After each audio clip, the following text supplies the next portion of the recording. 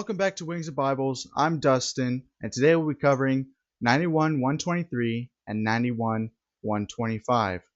Kicking it off here, we have 91-123, compliance with ATC clearances and instructions.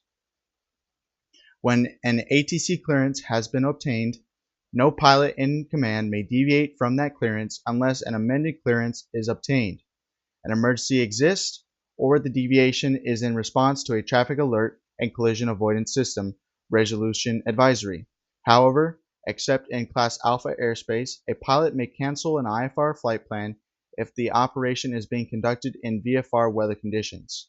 When a pilot is uncertain of an ATC clearance, that pilot shall immediately request clarification from ATC. So what is this section saying? You cannot deviate from an ATC clearance unless you get an amended clearance or an emergency exists, or if you have to deviate because of a potential collision with another aircraft. Moving on, except in an emergency, no person may operate an aircraft contrary to an ATC instruction in an area in which air traffic control is exercised. Each pilot in command who, in an emergency or in response to a traffic alert and collision avoidance system resolution advisory, deviates from an ATC clearance or instruction shall notify ATC of that deviation as soon as possible. Now, if you have to deviate for any one of these reasons, you have to notify ATC that you're deviating. Each pilot in command who, though not deviating from a rule of this subpart, is given priority by ATC in an emergency, shall submit a detailed report of that emergency within 48 hours to the manager of the ATC facility, if requested by ATC.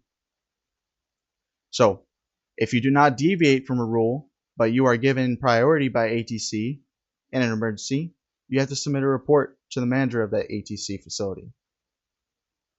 Unless otherwise authorized by ATC, no person operating an aircraft may operate that aircraft according to any clearance or instruction that has been issued to the pilot of another aircraft for radar air traffic control purposes.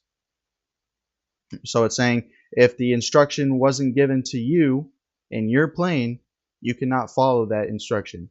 It has to be meant specifically for you. Moving on, we have 91-125 ATC light signals. So what if we don't have radio in our aircraft and we have to land it at Towered Airport? What if our radio fails as we're going to that airport? Well, ATC has light signals, and this is the light signals decoded. ATC light signals have the meaning shown in the following table. So in the first column, we have the color and type of signal. The second column, we have the meaning with respect to aircraft on surface. So if you see these light signals on the surface, this is what those light signals mean. Now, if you were in the air, those light signals mean these things. So we'll go through this real quick. Steady green for an aircraft on the surface means cleared for takeoff. Steady green while in air means you're cleared to land. Flashing green on the ground means cleared to taxi, and flashing green means return for landing, to be followed by steady green at proper time. So a flashing green in flight means you can come to the airport and set up to land, and ATC will give you a signal of steady green when it's time for you to land, basically giving you a clearance that you're okay to land.